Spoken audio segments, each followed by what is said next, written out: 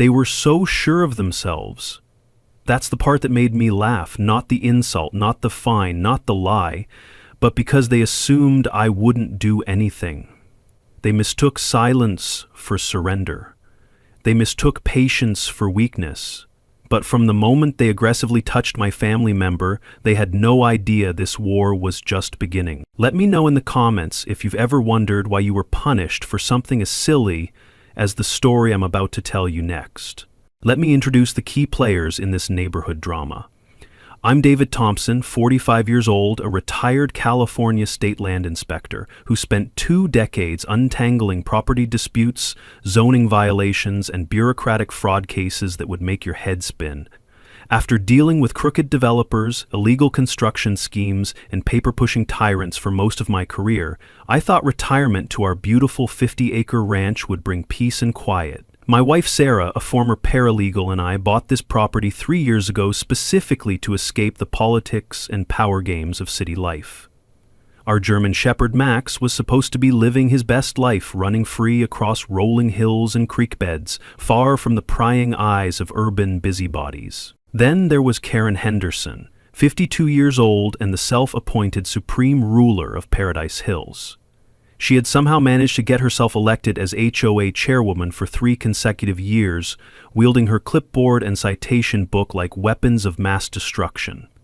Karen controlled our community of 200 families with an iron fist that would make dictators jealous, enforcing Byzantine rules about everything from paint colors to grass height to garbage can placement angles. The neighbors had nicknamed her the Citation Queen because she averaged 15 violation notices per month, treating rule enforcement like a competitive sport where she was determined to win every season. The trouble started brewing from the moment we moved to Paradise Hills. The community was a newer development built around established ranch properties about 8 years ago, and Karen seemed to believe that HOA authority magically extended beyond the actual neighborhood boundaries into surrounding private lands.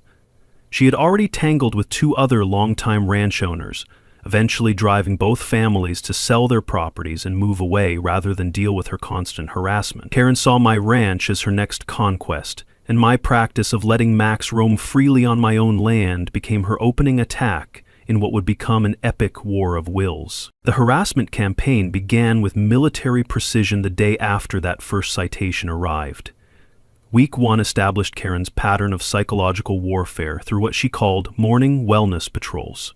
Every day, at exactly 7 a.m., Karen would appear at my ranch gate, dressed in an official-looking orange safety vest she had ordered online, complete with a clipboard, digital camera, and measuring tape. She would spend 30 minutes photographing Max running on my property from every conceivable angle, taking notes about his activities, and timing his movements with a stopwatch like she was conducting a scientific study. The first warning letter arrived that same afternoon, printed on official-looking letterhead that read, Paradise Hills Community Safety Division, with Karen's signature as Chief Safety Officer. The letter detailed Max's violations with obsessive precision. Subject: canine observed running without restraint for 17 minutes and 43 seconds, covering approximately 2.7 acres of unsecured territory, creating potential hazard for community children and wildlife. When I politely called Karen to explain that this was private property outside HOA jurisdiction, she interrupted me with, Mr. Thompson, I don't care what you think you know about property law. I am responsible for the safety of this entire community, and that includes preventing dangerous animals from threatening our families. Week 2 escalated with citation number 2, this time for $300 with photographic evidence attached. Karen had somehow managed to photograph Max relieving himself near the creek that runs through my property, and she claimed this constituted failure to clean up pet waste in public waterways that affect community health standards. The citation included a hand-drawn map showing the creek's path through the neighborhood and a typed essay about environmental contamination risks. My wife Sarah started noticing the hostile stares from neighbors at the local grocery store, and we overheard whispered conversations about those people who think rules don't apply to them. Karen's social media campaign launched during week 2 as well. She created detailed posts in the Paradise Hills community group describing our flagrant disregard for neighborhood safety and urging residents to maintain appropriate vigilance around our property. She shared photos of Max running on our ranch with captions like "dangerous unleashed animal threatening community children" and "property owners who refuse to follow basic safety protocol." The posts generated dozens of supportive comments from neighbors praising Karen's dedication to protecting our families and suggesting various punishments for our antisocial behavior. Week 3 brought Karen's first attempt at mob intimidation. She arrived at my ranch on Saturday morning with 5 other neighbors in tow, all wearing matching orange safety vests and carrying clipboards. The group included Janet Morrison, a retired school principal who specialized in stern disapproval, Bob Williams, a local insurance agent who nodded along with everything Karen said, Linda Foster, a stay-at-home mom who seemed genuinely convinced that Max posed a threat to her children, and 2 other neighbors whose names I never learned, but who clearly enjoyed being part of Karen's enforcement squad. "Mr. Thompson," Karen announced with the authority of a judge delivering a verdict, "we are here to conduct a mandatory inspection of your dog housing facilities and containment systems. As authorized representatives of the Paradise Hills Safety Committee, we have the right to ensure that dangerous animals are properly secured."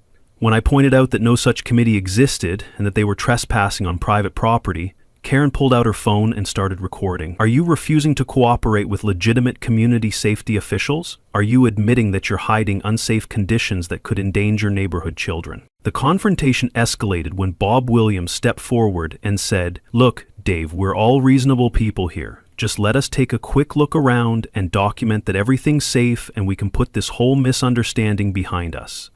When I firmly refused and asked them to leave my property, Linda Foster gasped dramatically and said, "Oh my God, what is he hiding? Why won't he let us protect our children?" Karen smiled with satisfaction and declared loudly enough for her phone recording, "Ladies and gentlemen, you are witnessing a property owner who refuses to cooperate with basic community safety measures. This behavior will be reported to appropriate authorities." Week 4 introduced Karen's campaign of social isolation and community pressure.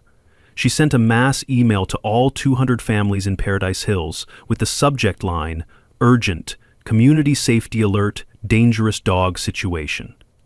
The email described me as an uncooperative property owner who refuses to follow basic safety protocols and suggested that neighbors exercise appropriate caution when encountering my family in public spaces. Sarah discovered we had been removed from all neighborhood chat groups, community event invitations, and even the informal carpooling arrangements for local activities. The psychological impact was immediate and devastating. Neighbors who had previously waved hello now crossed the street to avoid us. Parents pulled their children away when we walked through the community areas.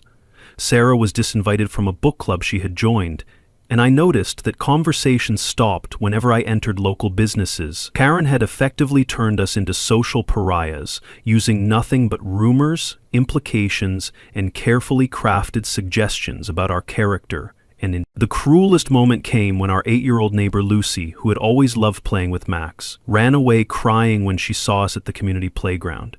Her mother, Rebecca, apologetically explained that Lucy had been told Max was dangerous and that she couldn't play with him anymore. "I'm sorry, David," Rebecca said quietly, "but Karen showed us photos and explained the legal issues. We just can't take any risks with our children's safety." That night, Sarah cried herself to sleep, and I realized that Karen's campaign was destroying not just our reputation, but our basic human connections in the community we had hoped to call home. Week 5 brought Karen's ultimate power play and the mistake that would ultimately destroy her. She hired Premium Security Solutions, a local company that specialized in HOA enforcement, to install "Private Property No Dogs Allowed" signs along the entire length of road leading to my ranch. The signs were professional-grade metal posts with reflective lettering, positioned every 50 feet, like markers at a military checkpoint. Karen also had the security company install 3 high-definition cameras pointed directly at my front gate, complete with motion sensors and night vision capabilities. When I called Premium Security to inquire about the installation, the manager, Mike Rodriguez, showed me an official-looking contract signed by Karen Henderson, Authorized Representative, Paradise Hills Homeowners Association. The contract included detailed property descriptions, legal justifications for the signage, and authorization for comprehensive security monitoring of problem areas. Mike seemed genuinely surprised when I explained that Karen had no legal authority and was installing equipment on private property without permission. "Look, Mr. Thompson," Mike said with obvious discomfort, "Mrs. Henderson presented herself as the official HOA representative with full authority to authorize security installations. She paid us $12,000 up front and provided what appeared to be legitimate property documentation. If there's a legal dispute here, we need to remove our equipment immediately and sort this out through proper channels." That conversation gave me the first piece of evidence I would need for the nuclear option I was beginning to plan. The breaking point came during week 6, with an incident so outrageous that it still makes my blood boil. Karen and 4 members of her safety committee actually broke into my ranch property while Sarah was running errands in town. They used bolt cutters to destroy the lock on my front gate, then entered my property with the stated intention of rescuing Max from dangerous living conditions. They had brought a professional dog catcher's pole, a transport crate, and official-looking paperwork claiming authority to remove neglected animals from unsafe environments. My security camera system captured the entire incident in high definition. Karen directed the operation like a military commander, pointing to different areas of the property and giving instructions to her accomplices. Janet: "Document the unsafe water conditions in that creek." Bob: "Photograph the lack of proper shelter structures." Linda: "Get pictures of that overgrown vegetation where dangerous wildlife could hide." They spent 45 minutes on my property, photographing everything, taking measurements, and creating an elaborate documentation package to support their animal seizure. The most infuriating moment came when they actually managed to coax Max into their transport crate, using treats they had brought specifically for that purpose. Karen called animal control for my own property, reporting that they had rescued a neglected dog from an unsafe environment and requesting immediate pickup by authorities. She stood in my driveway, on my land, using my address to file a false report against me while literally stealing my dog. The audacity was breathtaking, but Karen had just committed multiple felonies that would provide me with all the ammunition I needed to destroy her completely. While Karen was busy playing neighborhood dictator and committing crimes on my property, I had been conducting a methodical investigation using skills developed over 20 years as a state land inspector. Every email, every citation, every interaction was documented and cross-referenced with official records. I had quietly reached out to other neighbors who had been victimized by Karen's power trips, including the Martinos family, who had been fined $800 for growing tomatoes in their backyard. Mrs. Johnson, who had been prohibited from keeping cats despite having proper permits, and the Chen family, who had been cited for parking their RV in their own driveway. My investigation revealed a pattern of systematic fraud that went far beyond simple HOA overreach. Paradise Hills HOA existed only in Karen's imagination. She had never filed the necessary articles of incorporation with the California Secretary of State, never registered as a non-profit organization, and never obtained the legal authority to collect fees or enforce regulation. For 3 years, she had been operating an entirely fictitious organization while collecting approximately $200,000 in management fees from unsuspecting neighbors. The property records told an even more interesting story. The access road that Karen claimed as community property managed by the HOA was actually a private easement built and maintained by my family since 1993, with full legal documentation in the county assessor's office.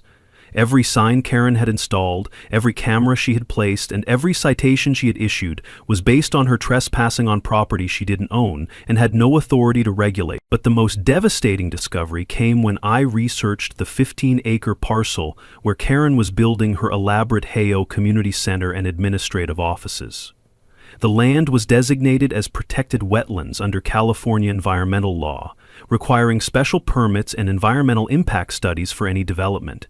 Karen had been paying bribes to a corrupt planning official named Dennis Walsh to expedite the permitting process, which actually meant completely bypassing all legal requirements for construction on environmentally sensitive land. My first unexpected ally emerged from Karen's own household. Tom Henderson, her husband of 23 years, was a construction engineer who had grown increasingly uncomfortable with his wife's behavior and the legal risks she was creating for their family. Tom contacted me secretly after the break-in incident, explaining that he had been documenting Karen's illegal activities for over 2 years, hoping she would come to her senses before someone got seriously hurt or they faced criminal liability. Tom provided me with Karen's complete email archive, including correspondence with Dennis Walsh about the bribery arrangement, detailed financial records showing how she had been misappropriating HOA fees, and recorded phone conversations where Karen discussed teaching lessons to neighbors who challenged her authority. "David," Tom said during our clandestine meeting at a coffee shop across town, "I've tried reasoning with her, threatening divorce, even suggesting therapy. Nothing works. Karen genuinely believes she has been appointed by God to control other people's lives, and she will never stop until someone forces her to stop." My second ally came from my old professional network. Detective Jake Morrison had worked with me on dozens of fraud investigations during my inspector days, and he specialized in cases involving abuse of authority and financial crimes. Jake's background check on Karen revealed a criminal history that explained everything. She had been convicted of financial fraud in Texas in 2019, sentenced to probation and community service, and had moved to California specifically to escape the consequences of her reputation in her previous community. "Dave," Jake explained during our meeting, "this woman is a career con artist who specializes in inserting herself into positions of fake authority. She did the same thing in Texas with a volunteer fire department, collecting donations for equipment that never got purchased, and harassing residents with fake fire safety citations. She's a textbook narcissist with antisocial tendencies who gets off on controlling and humiliating other people. The only way to stop someone like Karen is to completely destroy her ability to harm others." Armed with overwhelming evidence of Karen's criminal behavior, I launched a coordinated legal counterattack that would expose her fraud to the entire community and appropriate authorities. I filed a comprehensive lawsuit in San Bernardino County Superior Court, alleging trespassing, theft, filing false police reports, impersonation of a legal authority, fraud, and conspiracy. The lawsuit included hundreds of pages of evidence, financial records, email communications, security camera footage, property documentation, and witness statements from multiple neighbors. Simultaneously, I submitted formal complaints to the California Attorney General's office regarding Karen's fraudulent HOA operations, the State Environmental Protection Agency about illegal construction on protected wetlands, and the District Attorney's Office about the bribery scheme involving Dennis Walsh. Using my contacts from 20 years in the system, I arranged for coordinated investigations that would hit Karen from multiple directions simultaneously, making it impossible for her to escape consequences through legal maneuvering or political connections. The most satisfying moment of my investigation came when I discovered the ultimate trump card that would give me complete victory over Karen's reign of terror.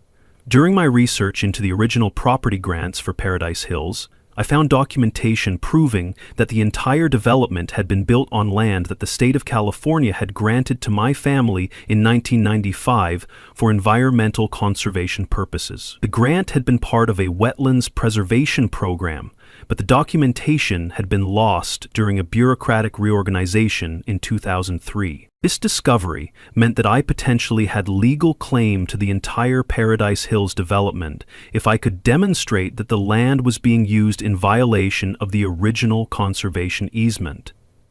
Karen's illegal construction project on protected wetlands provided exactly the evidence I needed to trigger the reversion clause in the original grant. With the help of an environmental law specialist, I prepared the paperwork that would give me legal ownership of the land under every house in Paradise Hills, including Karen's own property. The monthly Paradise Hills HOA meeting was scheduled for the first Saturday evening of November, and Karen had sent out a special announcement promising to permanently resolve the David Thompson situation through community action. She had no idea that I had invited some very special guests to observe the proceedings: State Building Inspector Maria Gonzalez, Environmental Protection Agency Investigator Robert Chen, District Attorney's Office Prosecutor Jennifer Walsh, and Channel 7 investigative reporter Amanda Rodriguez with her camera crew. 167 families packed into the Paradise Hills Community Center that evening. the largest attendance in the development's 8-year history. The energy in the room was electric with anticipation, as Karen had been promising for weeks that she would finally expose the truth about the dangerous situation my family represented to community safety. Karen took the podium wearing a navy blue blazer that she thought made her look official and authoritative, completely unaware that she was about to face the most humiliating public destruction of her life. "Good evening, Paradise Hills residents," Karen began with the confident tone of someone who believed she controlled the narrative. "Tonight we gather to address a serious threat to our community's safety and values. For months, the Thompson family has flagrantly violated our established safety protocols, refused to cooperate with legitimate authority, and created dangerous conditions that put our children and families at risk.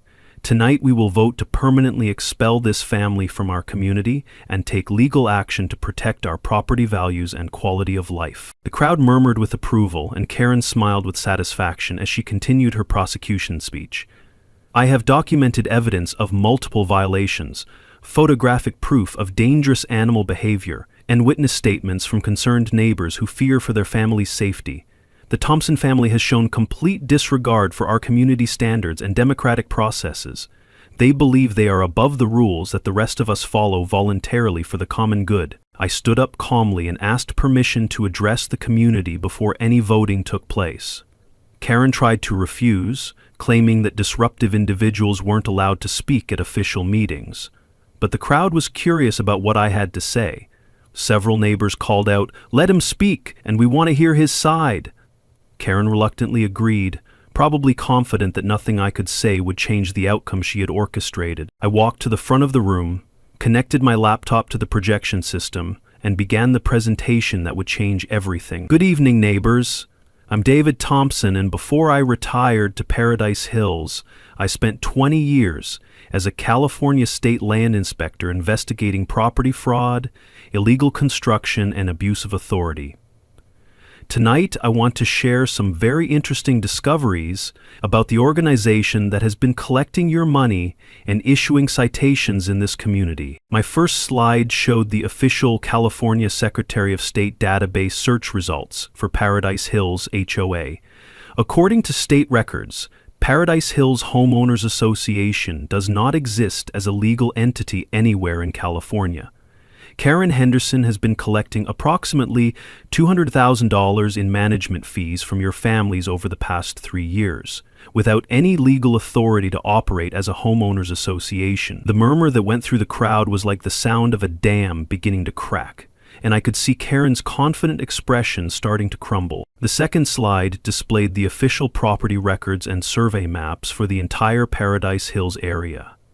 The access road that Mrs. Henderson claims as community property, managed by the HOA, has been privately owned by my family since 1993. Every sign she installed, every camera she placed, and every citation she issued was based on her trespassing on private property that she has no legal right to regulate. Several neighbors began looking at Karen with suspicion and anger, and I could hear whispered conversations beginning throughout the room. The third slide showed the State Environmental Protection Agency investigation documents that had been served earlier that day. The HOA community center that you've been paying to construct is being built illegally on protected wetlands without environmental permits. The state shut down all construction this morning and issued criminal charges against Mrs. Henderson for environmental crimes and bribery of public officials. Karen tried to interrupt with "These are lies and fabricated documents," but her voice was shaking, and the crowd was clearly turning against her. I continued with the fourth slide, showing Karen's criminal background check and Texas conviction records. "Mrs. Henderson, would you like to explain to your neighbors about your conviction for financial fraud in Texas 3 years ago? Or perhaps discuss the pattern of behavior that led to your probation sentence for operating fake charity organizations and stealing from community groups?" The room fell completely silent, except for the quiet hum of the projection equipment and the distant sound of someone crying. Karen stood frozen behind the podium, her face alternating between pale white and bright red as the magnitude of her exposure became clear. The fifth slide was the most devastating revelation of all.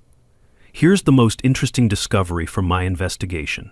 The entire Paradise Hills development was built on land that the state of California granted to my family in 1995 for environmental conservation purposes. Due to the illegal construction and environmental violations that Mrs. Henderson has orchestrated, I have the legal right to reclaim this entire property under the original conservation easement. The crowd erupted in shocked gasps, angry shouts, and confused questions as the full implications of this revelation sank in. Karen finally found her voice and screamed, "This is all lies. He's making this up to avoid taking responsibility for his dangerous dog. I am the legally elected chairwoman of this HOA, and I have every right to protect this community from people like him." But her desperate protests were drowned out by the angry voices of neighbors, who were beginning to understand how completely they had been deceived and manipulated. Tom Henderson stood up from the back of the room, his face streaked with tears, and addressed the crowd in a voice breaking with emotion. "Everything David Thompson has presented tonight is true. I am Karen's husband, and I have been documenting her illegal activities for over 2 years, hoping she would stop before someone got hurt.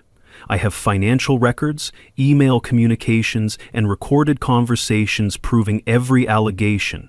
I'm filing for divorce tomorrow morning, and I will be cooperating fully with all criminal investigations against my wife." The community reaction was swift and overwhelming. Janet Morrison, who had been part of Karen's enforcement squad, stood up and shouted, "Karen, you lied to us. You made us trespass on private property. You could have gotten us arrested." Bob Williams yelled, $200,000! She stole $200,000 from us. Linda Foster was crying and saying, "Oh God, what have we done? We helped her break into their property. We could go to jail." Other neighbors began sharing their own stories of Karen's harassment and illegal behavior. The Martinez family described being fined for growing food in their own backyard. Mrs. Johnson explained how Karen had threatened to have her cats seized by animal control. The Chen family detailed Karen's campaign to force them to get rid of their recreational vehicle. Story after story emerged of intimidation, illegal fines, and abuse of authority that had made life miserable for dozens of families. State Building Inspector Maria Gonzalez stepped forward and formally announced that Karen Henderson would be arrested the following morning on multiple felony charges, including fraud, environmental crimes, conspiracy, and impersonation of authority. Environmental investigator Robert Chen confirmed that the illegal construction had caused significant damage to protected wetlands and that criminal penalties could include substantial fines and prison time. District Attorney Prosecutor Jennifer Walsh explained that the bribery investigation had already resulted in charges against planning official Dennis Walsh, and that Karen would face additional corruption charges. Karen made one final attempt to control the narrative, screaming at the crowd, "You people are idiots if you believe his lies. I have protected this community for 3 years. I have maintained property values and kept dangerous elements away from your families. Without me, this place will fall apart."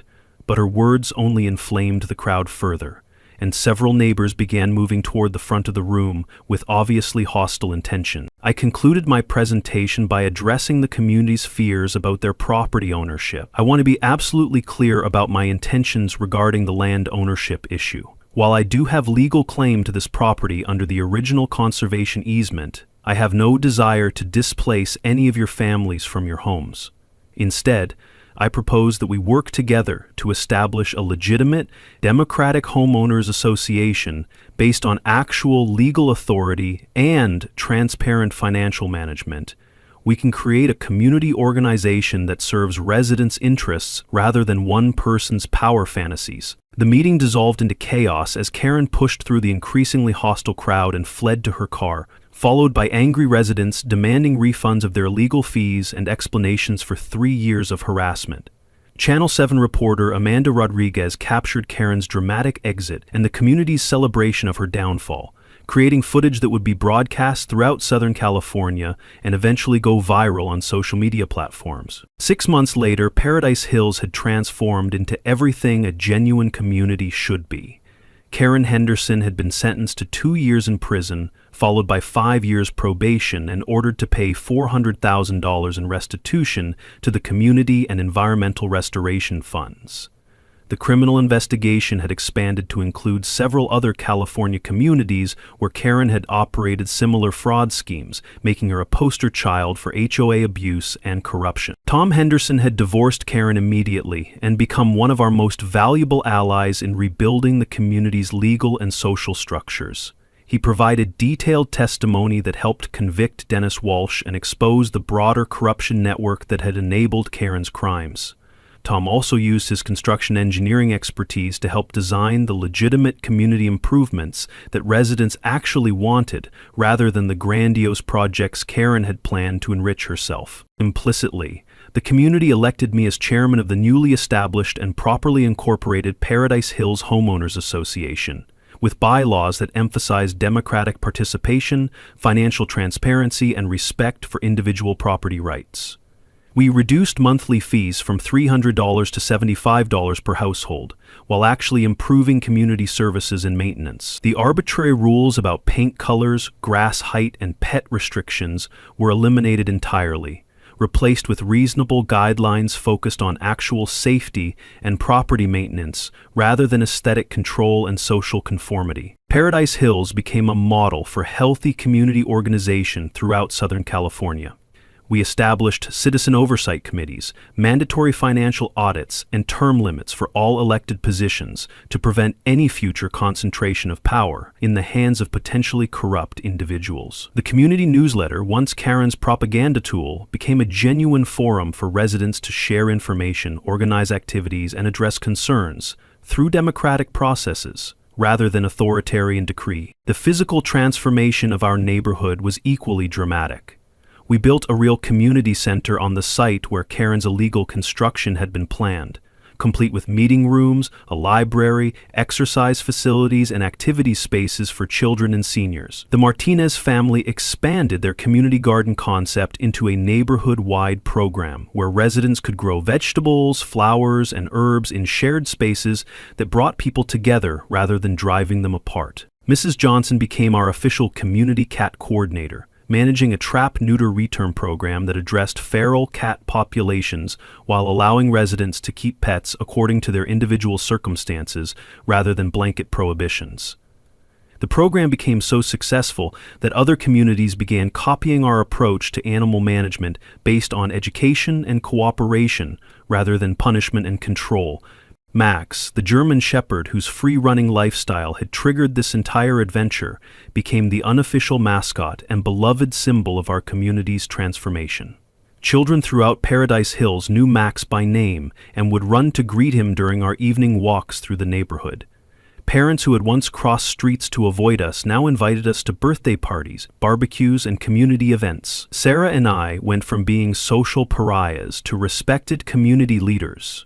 Proof that standing up to bullies can transform not just individual circumstances, but entire social environments. Our ranch became a gathering place for community events and a symbol of successful resistance to petty tyranny. We installed a beautiful memorial garden at our front gate with a sign reading, "Paradise Hills Community Memorial Garden, where democracy grows and freedom flourishes." The garden included plants donated by every family in the community, creating a living symbol of cooperation and mutual respect that replaced Karen's signs, cameras, and intimidation tactics. The legal precedent established by our case has been cited in dozens of similar situations across the country, providing a roadmap for homeowners dealing with fraudulent HOAs, corrupt officials, and neighborhood tyrants. Property rights organizations use our story as an example of how ordinary citizens can fight back against abuse of authority when they understand the law and work together strategically. The message resonates far beyond HOA disputes. Bullies with fake authority can be defeated when regular people have the knowledge, courage, and persistence to stand up for their rights. The most satisfying outcome has been watching our neighbors rediscover the joy of genuine community life. Without Karen's constant surveillance, harassment, and manufactured conflicts, families began hosting block parties, organizing group activities, and actually getting to know each other as human beings rather than potential rule violators. Children play outside without fear of citations. Adults maintain their properties according to their own preferences and financial circumstances, and everyone participates in community decisions through democratic processes rather than submitting to authoritarian control. Every evening, Sarah and I sit on our ranch porch, watching the sunset over a community that finally understands the difference between legitimate leadership and power-hungry bullying. Max runs free across our property and throughout the neighborhood, welcomed everywhere as a reminder that sometimes the smallest conflicts can lead to the most important victories. We learned that justice isn't just about laws and legal procedures. It's about having the wisdom and courage to use knowledge in service of what's right, and the patience to build something better from the ashes of what was wrong. Karen Henderson thought she could intimidate us into submission, but she picked the wrong fight with the wrong person at the wrong time. Sometimes the person who appears powerless actually holds all the cards. They just need to know how to play them. Our story proves that ordinary people can defeat extraordinary bullies when they combine legal knowledge, community organizing, and the determination to never surrender to those who abuse whatever small authority they think they possess.